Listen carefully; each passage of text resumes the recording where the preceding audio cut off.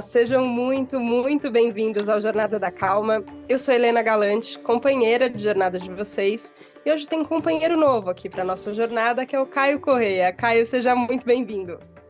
Muito obrigado pelo convite, Helena. É um prazerzão estar aqui podendo bater esse papo, que certamente vai ser muito gostoso. Caio é professor de yoga e eu o conheci exatamente onde eu estou agora gravando esse podcast, que é no Lapinha Spa, aqui no Paraná, na cidade da Lapa, dentro de uma imersão muito legal com o Matheus sobre Ayurveda, e aí o yoga faz parte ali do nosso contato com a Ayurveda. E eu caí do cavalo muito bonito, Caio. Porque se você me perguntasse, eu falei, não, é claro, yoga, eu conheço yoga, já conheço muito, não, já pratiquei, já ouvi de tudo. E a hora que eu comecei a ter aula com você, eu falei, eita, não ouvi de tudo, não. Acho que tem muita coisa aqui na tradição que, na verdade, eu não conhecia. E eu queria começar te perguntando dessas coisas que a gente acha que conhece, mas não conhece, sobre uma das aulas que você explicou para mim sobre mente. E é um conceito Hum. que a gente já falou bastante aqui no Jornada da Calma. Mas eu nunca tinha pensado em quantas mentes, na verdade, a gente tem, quantas características dessa mente. Queria começar te perguntando disso. E também um pouco se você também, quando começou o yoga, também tinha essa coisa de acho que eu já conheço, mas na verdade não conheço tanto. Boa. Vamos lá, então eu vou contar um pouquinho de como eu comecei no yoga, né? Porque, por acaso, por sorte, né, pelo destino, né, eu tive um caminho muito diferente da maioria das pessoas que eu conheço, né? Lá em casa, a gente sempre teve acesso a muitos livros, né? Meu irmão é filósofo, meu irmão, por exemplo, é doutor em filosofia, e a gente sempre leu muito em casa. E lá em casa tinham alguns livros relacionados à cultura védica, né? Culturas que vêm da Índia, por exemplo, Bhagavad Gita, que é um texto indiano muito importante, né? Isso tinha lá em casa. Tinha um texto sobre Kundalini, tinha diversos textos muito aleatórios assim, e que eu comecei lendo. Eu fui lendo diversos textos. Eu, né, não sei se você já sabe, Pri, se as pessoas aqui certamente não, a maior parte da minha vida eu fui músico, né? Então eu vivi de música muitos anos.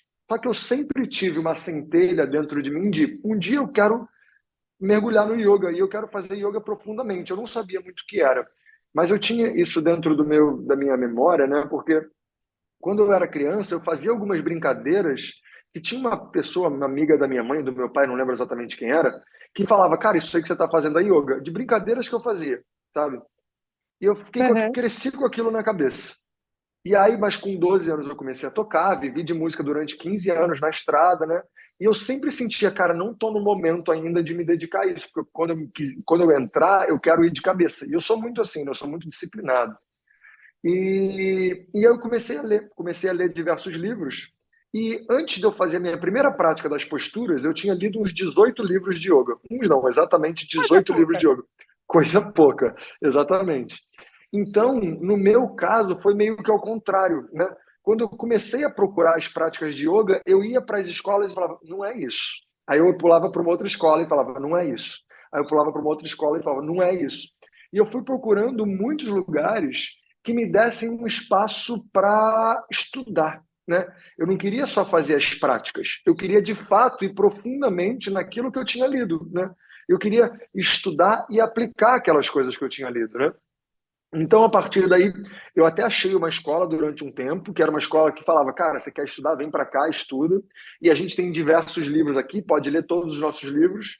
E eu li literalmente todos os livros da escola, mas depois que eu comecei a perceber, cara, todos os livros aí são de uma mesma pessoa. Eu acho que é um tanto quanto tendencioso, né? E aí eu cheguei a fazer minha primeira formação lá. Hoje em dia eu tenho 3 formações de yoga, estou fazendo a quarta agora, né? Mas enfim, e aí depois, quando eu saí dessa primeira escola, que foi a que me abrigou a primeira vez, né? Eu fiquei de novo carente, assim, né? E fui procurar aonde que eu consigo um lugar para estudar profundamente. Até que o Matheus mesmo, né, o Matheus Macedo, do Vida Veda, ele me apresentou o Diego Cury, que é o meu professor e mentor até hoje, né? Que é um cara absolutamente incrível. Começou a estudar yoga com 13 anos de idade, né? Estuda na Índia dentro da tradição de Krishnamacharya, e que é a tradição que hoje em dia eu sigo, né? Então eu estudo com o Diego há muitos anos já e sou mentorado por ele. E e sigo essa linhagem, que é uma linhagem que traz um yoga muito tradicional, baseado nos textos clássicos, né? Então, diferente do que muitas pessoas me perguntam, né? Ah, qual é o tipo de yoga? Não tem tipo de yoga, porque os tipos de yoga são uma abordagem muito moderna, que é ótima. Não tenho nada contra os tipos de yoga, pelo contrário, eu acho que eles ajudaram na difusão do yoga para que ele chegasse até hoje. Mas dentro da tradição não era assim que funcionava, né? E aí eu comecei a mergulhar profundamente nos textos que são os textos clássicos e principalmente o texto que eu mais me apaixonei e que eu me aprofundei é um texto chamado Yoga Sutra de Patanjali, né? E dentro desse texto, eu chamo esse estudo, né, e o meu professor também já sempre falou assim para mim, é como se fosse um mapa da mente, né? Por exemplo, eu tenho um curso desse texto dentro da minha escola online e que eu chamo justamente o curso de Mapa da Mente. Porque quando eu comecei a estudar profundamente esse texto, eu achei incrível como ele abre, de fato, o mapa para o funcionamento da sua mente. E era uma coisa assim, o texto foi escrito há 2.500 anos atrás, mais ou menos, e funciona até hoje para todas as pessoas que eu falo e converso, todas as pessoas vão assim, caramba, eu também sou assim. Porque ele é de verdade um mapa de como a gente funciona, né? E eu achei muito interessante, e uma das primeiras coisas que me chamou a atenção foi exatamente o que você trouxe, Lena, que é a mente não é uma coisa só. Quer dizer, na verdade é tudo uma coisa só. Mas Sim. pedagogicamente, quando a gente abre e distribui, abre esse leque, né, a gente consegue entender que a mente tem diversas funções, diversas qualidades, tem diversos movimentos diferentes. E eu fui entendendo que o yoga é um estado que a gente consegue chegar na mente. E não só a prática física, a prática ajuda a nos levar para o estado, mas o objetivo final é conseguir acessar esse estado, que é acessar um nível específico da mente, com uma qualidade específica, sem que os movimentos da mente atrapalhem. Né? Resumindo muito, então. Não, resumiu maravilhosamente, assim. E a sensação que eu tive foi exatamente essa que você comentou que alguns alunos têm, assim. Nossa, é claro, minha mente funciona desse jeito. Só que eu lido no meu dia a dia sem saber exatamente como ela funciona. Então, me corrija se eu estiver errada, mas eu lembro que a primeira coisa que você falou foi sobre essa mente dos sentidos, né? Que é uma Uhum. mente muito. Tudo que tá acontecendo ao meu redor me impacta, né? Então agora eu tô com um pouco de calor, e aí eu tô tipo, ai, o calor, e não sei o quê. Aí daqui a pouco, se tiver frio, eu já fico, ai, o frio, e a gente fica suscetível a qualquer coisa que acontece. Qualquer mudança de temperatura, por exemplo, não é à toa que é o tema da conversa de Do elevador. momento. Então, beleza, tem essa mente ou esse estágio da mente, né, que tá muito ligado aos sentidos. Ou, por exemplo, quando você tá com uma mente muito analítica, né? Só que eu achei Isso. muito, e de uma clareza mental, Kai, que eu fiquei meio impressionada, assim, com você falando, principalmente porque você vai trazendo também o que eu não sabia do Yoga Sutra de Patanjali, que ele é cantadinho, assim, né? Não sei Sim, se todo sim. mundo na Índia vai me matar por eu estar falando que é Não, ele cantado, é isso mesmo. mas É é isso meio mesmo. isso, né? Ele Hum, tem ali, como uma tradição oral, era um jeito, né, de guardar. de E eu transmitir. fiquei pensando isso, assim, como é para você ter esse mapa inteiro, mas ao mesmo tempo não se privar da experiência de contato. Porque algumas vezes nas suas aulas aqui no Lapinha, enquanto a gente está nessa imersão, eu tive vontade de pegar o papel e a caneta e começar a anotar. E aí eu Uhum. freiei um pouco essa tendência que eu tenho em todos os lugares de pegar papel e caneta e começar a anotar. E falei, cara, deixa eu experimentar aqui, independente do que eu vou memorizar ou do que eu não vou memorizar, deixa eu experimentar. Como é que é pra você, que já percebi que é um pouco nerd, né, Kai? Vamos combinar a Uhum. quantidade de livro Um aí bocado. antes de começar. Como é que é para você isso, assim, de entender esse mapa de uma forma ampla e ter isso memorizado como conhecimento e também ensinar isso, mas sem perder esse lugar de eu estou experimentando isso, sabe? Eu estou vivendo isso. Sim. Ótima pergunta, Helena. E é muito interessante essa sua visão, porque dentro do yoga, né, exatamente o que a gente busca, a gente até comentou aqui, né, a gente busca a experiência direta, ou seja, qual é a sensação que essa informação te traz? Não é, o objetivo não é só trazer a informação e essa informação ficar guardada, essa informação reverbera como no peito, reverbera como nas suas atitudes, né? E a forma como eu já tive contato com esse texto muitas vezes, né? Eu já fiz uns 4 cursos desse texto, eu leio e canto esse texto todos os dias, eu estudo ele literalmente todos os dias há anos, né? Mas antes de eu entrar e mergulhar nele profundamente, eu já tinha estudado e lido ele, né? Mas a primeira vez que eu comecei a mergulhar foi com o meu professor, né? Foi com o Diego, e foi com um estudo que é bem parecido com o estudo de como eu passo hoje, que é um estudo bem longo, né? Isso aqui que a gente está passando é uma imersão muito intensa em 7 dias, né? Sim. Esse texto, quando eu comecei a estudar mais profundamente, foi um texto que a gente estudou um ano inteiro, né? E é um texto muito curtinho. Ele é um texto de 195 sutras, né? Ou seja, como se fossem pequenos versos. Aforismas é uma das formas que as pessoas traduzem sutra, mas não é uma tradução exata, né? Mas enfim, são pequenos versos e que esse estudo, como a gente foi fazendo, ele era muito lento para que justamente a gente pegava um conhecimento e deixa marinar, né? Deixa sentir, deixa vivenciar. Então, por exemplo, isso aqui que a gente está vivendo em 7 dias, né? Dentro do estudo demoraria alguns meses, sabe? Uhum. Para eu passar todo esse conhecimento, é claro que a gente vai muito mais profundo, dou mais exemplos, e eu sempre dou um dever de casa, assim como meu professor me fazia, que é testa aí, verifica, começa a observar isso na sua vida, sabe? E era muito impressionante como eu comecei a adquirir uma habilidade que é uma proposta nossa, que é observa como a sua mente funciona. Porque quando a gente vai vendo, né, no nosso dia a dia, a gente nunca para observar a mente. A mente é como se fosse uma parte do que eu sou. Então, se ela faz, se ela me pede, eu executo, né? E o que eu aprendi a fazer, e com muito esforço, né, porque não é nem um pouco simples, é quando vem um impulso, quando vem um pensamento, quando vem um sentimento, olha para ele, né? Ou seja, olha e questiona, né? Eu sempre fui um cara muito, como eu falei, né? Eu sempre fui muito disciplinado, assim. Então, eu comecei a levar isso muito a sério. E como eu estava num momento, como eu falei, né? Eu tinha acabado a banda, eu cheguei a ser casado, eu tinha me separado e parado a banda. Então, eu estava com espaço, literalmente, né? E eu falei, é isso que Uhum. eu vou fazer da minha vida, eu vou mergulhar nisso profundamente. E eu comecei a aproveitar o meu dia, minhas práticas e os meus momentos para observar como é que a minha mente estava funcionando. E aquilo foi me trazendo não só informação, mas repertório de sensação, sabe? Que é uma coisa que eu sinto que é o mais bonito, assim, né? Porque o conhecimento ele é lindo de ser adquirido, mas o conhecimento, quando ele não está na carne, quando a gente não tem ele vibrando, né, dentro da gente, fica uma coisa que é como se fosse uma idealização, né?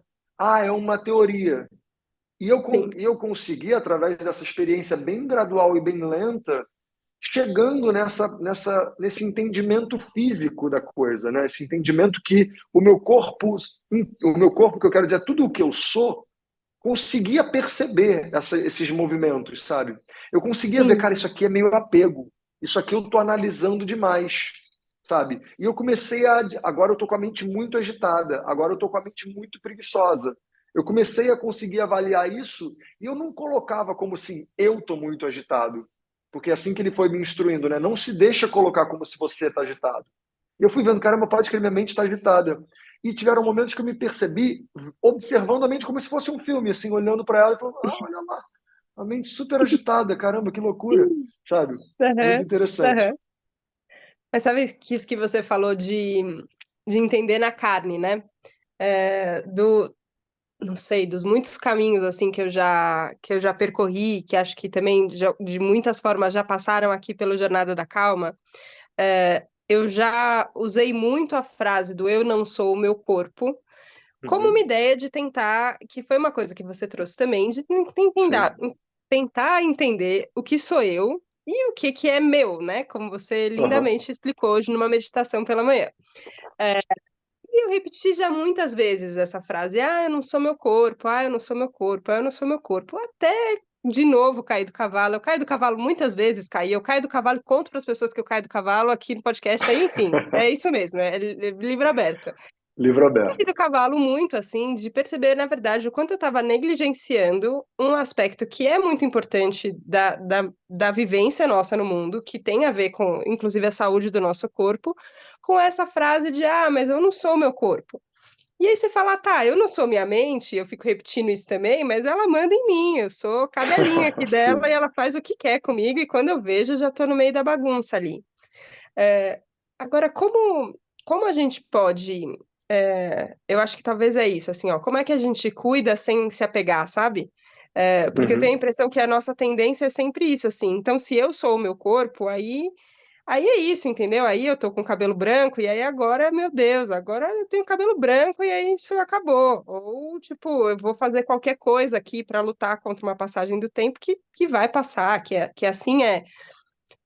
Mas também esse estado que eu entrava antes do tipo corpo, não, corpo não é nada. Corpo, Uhum. imagina, não, deixa. E aí é isso, aí você não tem tipo disposição para ficar de pé ou para conseguir sentar e meditar sem a sua lombar ficar tipo gritando Exato, ali. exato. Como é isso? Eu sei que para você talvez seja um pouco diferente, porque você naturalmente é muito disciplinado, que não é meu caso, não sei como é o caso Uhum. dos ouvintes, assim. É, Sim. mas acho que é um pouco isso, assim, como é que é a sensação de cuidar sem se apegar? Então, tem uma questão que eu acho muito interessante, que é trazida nesse texto também, no Sutra 18 do segundo capítulo, que ele traz mais ou menos assim, qual é o propósito da vida, né? Porque a vida é uma coisa que, essa coisa do propósito da vida tem esse negócio, né? Porque parece que Sim, eu busco o propósito da vida e quando eu achar o propósito da vida, os anjos vão cantar e uma bandeira branca vai ser hasteada e tudo vai se resolver, né? E vai ter uma luz dourada que vai brilhar em cima da minha cabeça, essas coisas, né? E quando o Patanjali, né, que é esse sábio que escreveu esse tratado, ele fala sobre o propósito da vida, ele fala principalmente que o objetivo é a gente ter experiências e não se apegar a elas e seguir em frente. Ter experiências e se abre para as próximas experiências, né? Então é basicamente assim, qual é o próximo passo que eu tenho que dar? Esse é o propósito da vida. Eu tentar entender qual é o meu próximo passo. Não é nem o próximo, é qual é o passo de agora. Isso que é o propósito da vida para o yoga, tá? É, diferente do que muitas pessoas entendem, o yoga tem uma visão muito particular de como a gente encara a vida, né? Porque, por exemplo, tem várias escolas de pensamento na Índia, né? Várias escolas de pensamento védico. Quando a gente fala védico, são os conhecimentos que vêm dos Vedas, né? Que são os textos mais importantes da cultura da Índia, que a gente chama de cultura védica, né? Por exemplo, o Vedanta, né, que é uma escola de conhecimento, ele busca entender a origem da vida, para onde a gente vai, o que, que acontece, a nossa conexão com o divino, a nossa conexão com o absoluto, né? E o yoga, dentro da, o yoga como darshana, né, que é como a gente chama, como ponto de vista dos Vedas, ele fala assim: isso para mim não importa. Eu não estou falando que é ruim, eu não estou falando que é bom, eu não estou falando que é melhor ou pior. Só que para o yoga a gente busca assim: o que, que é o melhor que eu posso fazer agora?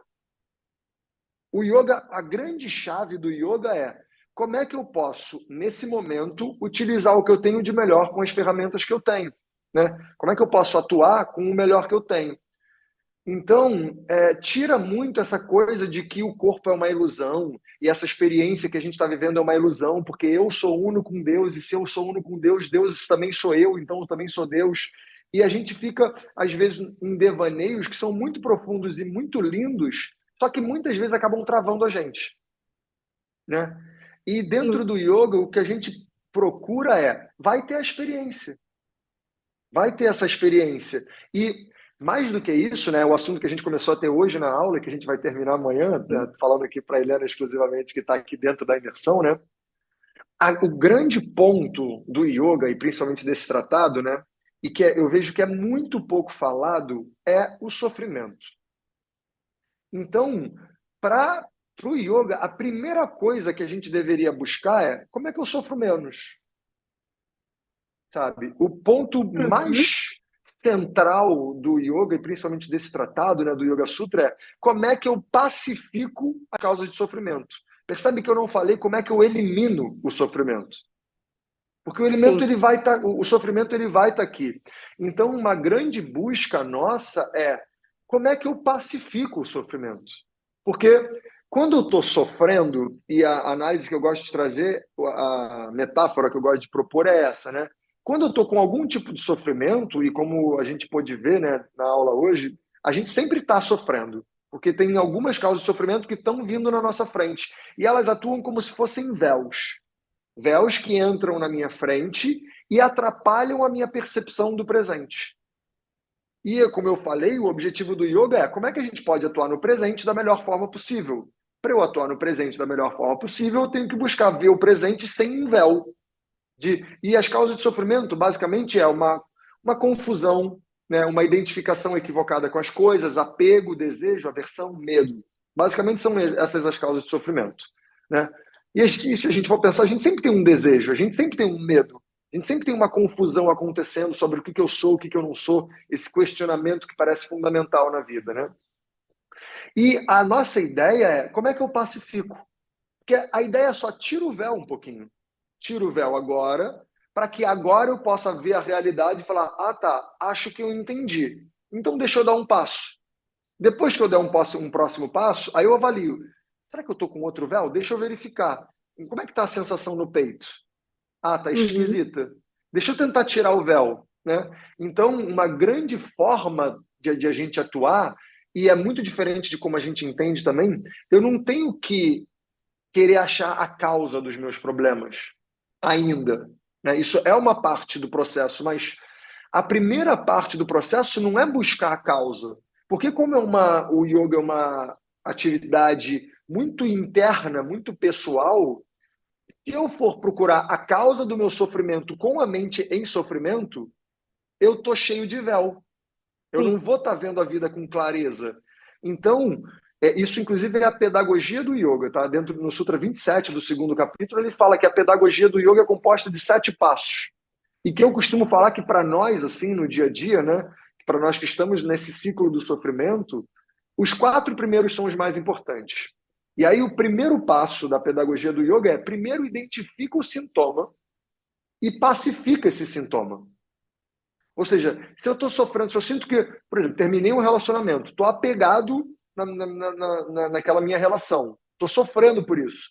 Como é que nesse momento eu pacifico um pouco a dor? Então, eu posso sair para conversar com um amigo, eu posso dar um mergulho no rio, eu posso fazer uma prática de meditação, posso fazer uma prática de respiração, mas eu posso jogar futebol, eu posso sair para passear com o meu cachorro. Tudo isso é uma prática de yoga para pacificar o meu sintoma. E esse Uhum. é o primeiro movimento que a gente deveria fazer dentro da pedagogia do yoga tradicional, dentro do yoga clássico. Primeira coisa, acha o sintoma, identifica o sintoma e faz o que for necessário para você apaziguar. Porque o que você precisa para apaziguar o sintoma não é o que eu preciso, certamente não.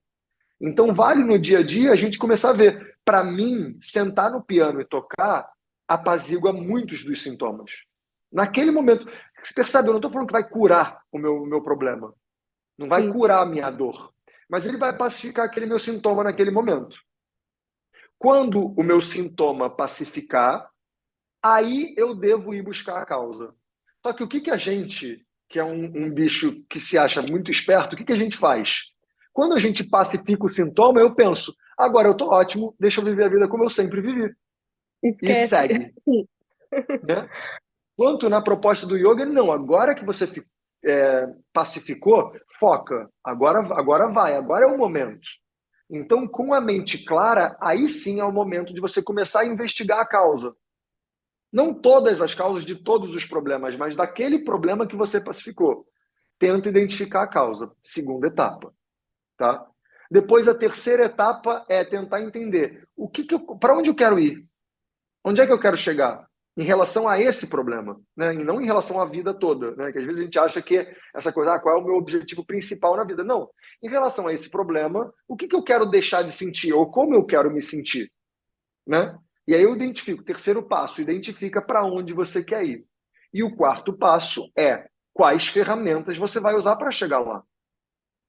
E Uhum. dentro dessa pedagogia do yoga, o que a gente conhece hoje como yoga, ou seja, as posturas, a respiração, a meditação, entra justamente nesse quarto passo, que é as ferramentas que eu vou utilizar para eliminar esse problema, esse sofrimento específico. Então, o que eu vejo que a gente, por causa da forma como o yoga foi difundido, acabou chegando, né, no yoga hoje? A gente hoje em dia está usando as ferramentas sem entender muito bem para quê, Sim. sabe? É como se eu tivesse aqui me tornando um mega especialista em chave de fenda, sendo que eu não tenho nenhum parafuso para apertar. Ou não sei cadê o parafuso que eu tenho que apertar. Ou às vezes eu tenho até um prego e eu estou me tornando especialista em chave de fenda. Só que eu precisava de um martelo, né? Então, o que a Sim. proposta da pedagogia tradicional do yoga clássico, né? Ela propõe, envolve esses. São 7 passos, mas se a gente ficar nesses 4 já está lindo, né? Uhum. Os três últimos passos, só para citar aqui, né? É tentar entender, a partir do momento que eu usei as ferramentas e tirei esse problema, né? Aí eu devo procurar como eu tento não voltar e como eu tento me manter estável para eu conseguir a libertação, que a gente chama no yoga de Kaivalya, né? Então, esses seriam os 7 passos. O sétimo passo, inclusive a libertação, é um passo. Porque mesmo quando eu me sentir liberto, pode ser que eu tropece. Então, eu tenho que me Sim. manter liberto, né? Então, a brincadeira não chega quando chega aquela palavra, né, que você sabe que eu não gosto muito da iluminação. Eu acho um pouco que traz um lugar quase mítico ou místico, né? Mas quando a gente se cura do sofrimento, eu tenho que conseguir me manter lá também. Porque não é quando eu paro de sofrer que a vida vai ficar boa para sempre, né? Eu tenho que conseguir me manter lá. Então, essa é a pedagogia do yoga, e é isso que eu tento trazer muito para os meus alunos sobre. Vamos usar as técnicas, porque enquanto a gente está abordando as técnicas, eu estou conhecendo mais o meu aluno. Porém, Uhum. em algum momento que ele estivesse conhecendo melhor e eu também estiver conhecendo melhor ele, vamos buscar o sintoma? Qual é o sintoma? E aí vamos pacificar o sintoma? Vamos achar a causa? Para onde você quer ir? Qual ferramenta a gente usa? Sabe? Nossa, é incrível isso. E traz para mim, uma percepção de continuidade. Eu ouvi isso em Manaus, que eu tive recentemente. E daquelas frases lindas que eu não gravei quem foi que falou a frase, então é um pecado, mas tudo bem. Mas que dizia que era um artista, que dizia que o que a vida quer é continuar. E eu achei essa ideia muito bonita, assim, Que sabe? lindo. Porque o que que é estar vivo, né? Sem entrar, a gente pode entrar em muitas linhas filosóficas aqui, Uhum. né? Mas o que que vida é, né? Vida é contínuo, assim, né? Tá vivendo, é gerúndio, tem um movimento que acontece, né? Só que parece que, por ignorância, às vezes, eu sinto isso, assim, que a gente esquece que é assim, e aí a gente desenvolveu uma mente moderna, ocidental, que eu também acho que tem uma característica bem específica aqui, acho que o Brasil também tem suas características de como a gente pensa, mas que é essa mente da linha de chegada, né? Então, Sim. é só a linha de chegada que importa. E o que é bizarro no yoga é que a linha de chegada virou uma foto, né? Virou conseguir fazer um negócio, virou ter uma flexibilidade, virou ter um corpo de um formato e não de outro formato. Isso sempre me incomodou, assim, sabe? De falar, cara, não é Uhum. possível que um negócio que durou tantos anos, assim, que dura tantos anos, que tanta gente estuda, virou isso, assim. Mas eu queria te perguntar, porque como você falou muito da ideia de pacificar, e eu acho que ela se liga também à ideia de calma ali, ou pelo menos o que eu sentia no Uhum. começo, e sinto toda semana aqui no Jornada da Calma, que tem uma necessidade de tem que acalmar, assim. Só que do jeito que você fala também, ela é uma paz que a gente busca, que ela não é vazia de energia, pelo contrário. Ela parece bem enérgica, inclusive, né? Para terminar, porque já estamos, o tempo passou aqui voando, Caio, eu quero te ouvir mais muito mais. Mas para terminar, eu queria te perguntar um pouquinho sobre essa qualidade pacífica e calma, que ela não é xoxa, Passiva. assim, sabe? Não é, ela é mais pra cima, assim. Como é que você descreve isso? Exatamente. Eu falo muito isso. A gente tem que buscar uma mente pacífica, mas não passiva, né? Que é um grande lance que eu vejo que existe essa confusão. Da mesma forma como eu dei o exemplo ali, que a gente às vezes confunde relaxamento com preguiça, né? Que uma mente serena e um corpo estabilizado, estável, não é aquela coisa que criou-se um estereótipo de que eu falo devagar e falo com bastante ar na voz e que eu sou uma pessoa que está tudo bem, né? Você sabe muito bem que eu não sou assim, né? Eu Aham. sou um cara que falo alto, falo rápido, né? E que a busca é justamente que para a gente conquistar isso, para a gente fazer esse movimento, a gente precisa de muito empenho. Não é fácil esse movimento e não é automático. também.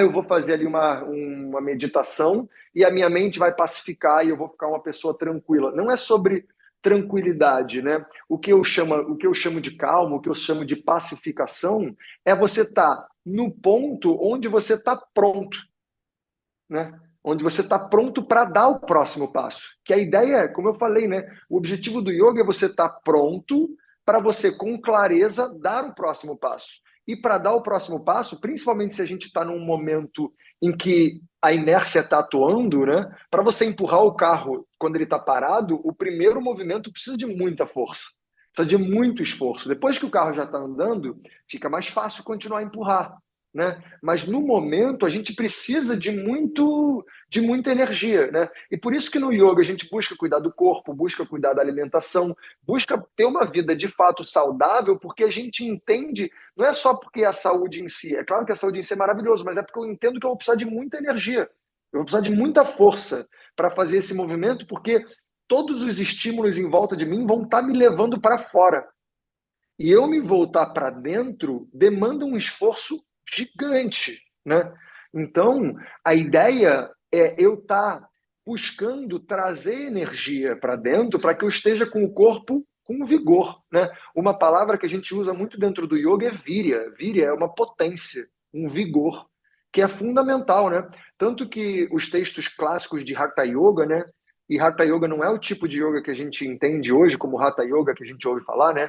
Dentro da tradição, essa abordagem do Hatha Yoga é um pouco diferente, um tanto quanto diferente, né? Eles falam que se a prática que você faz consome a sua energia, essa prática não está adequada para você. A prática que você faz no dia a dia para buscar esse lugar de yoga, essa prática de yoga, deveria ser uma prática que você concentra a energia em você, justamente porque esse movimento demanda. Não é um movimento tranquilinho, né? Eu sei que hoje, muitas vezes, a prática de yoga virou uma prática de busca de bem-estar. E eu acho legítimo pra caramba, porque a gente vive uma vida tão sofrida, né? Tão Sim. difícil em muitos momentos. Você tem uma horinha ali que você se cuida e se faz bem, é maravilhoso. Mas se você quer ir um degrauzinho mais profundamente no conteúdo do yoga, a gente tem que entender que há uma busca dura, né? E que pode durar muito tempo.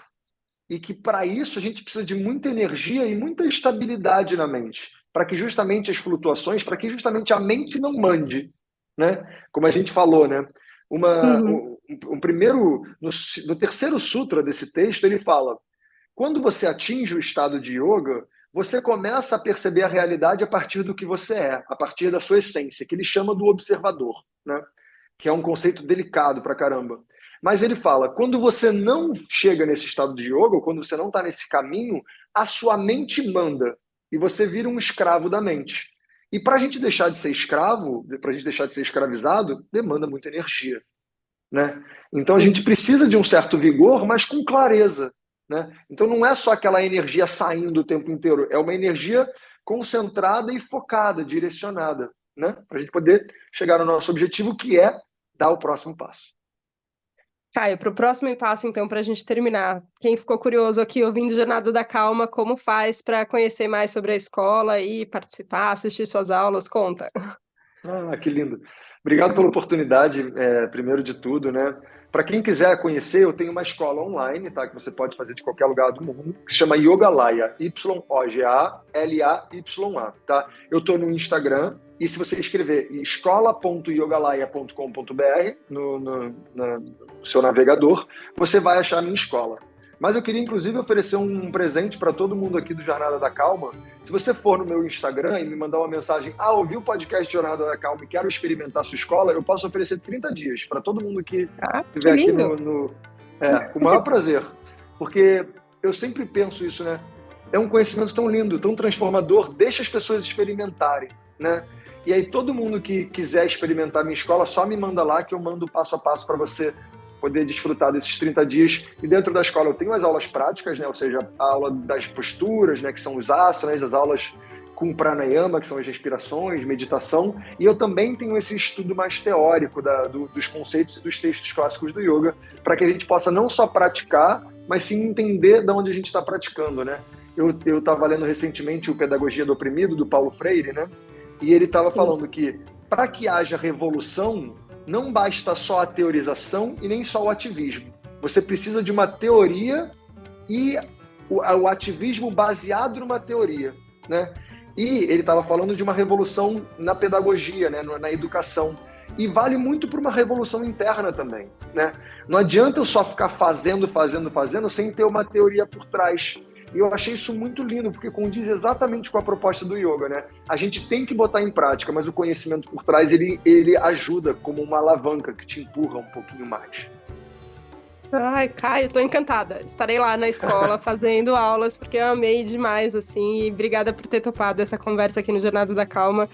Acho que desanuviou, realmente, tira muitos véus, assim. É claro que a gente não é ingênuo de pensar que um podcast meia horinha, assim, muda, amanhã tudo vai ser diferente. Não é o caso, mas eu sempre acredito nessas sementes que a gente planta, que depois elas crescem de outras formas. Queria te agradecer mais uma vez, Caio. Obrigada.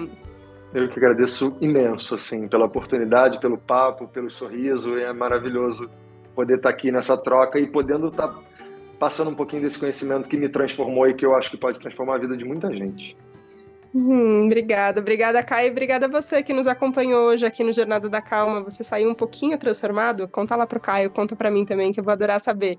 Obrigada pela confiança, obrigada pela abertura e a gente se vê na próxima segunda, no próximo Jornada da Calma. Um beijo, tchau, tchau.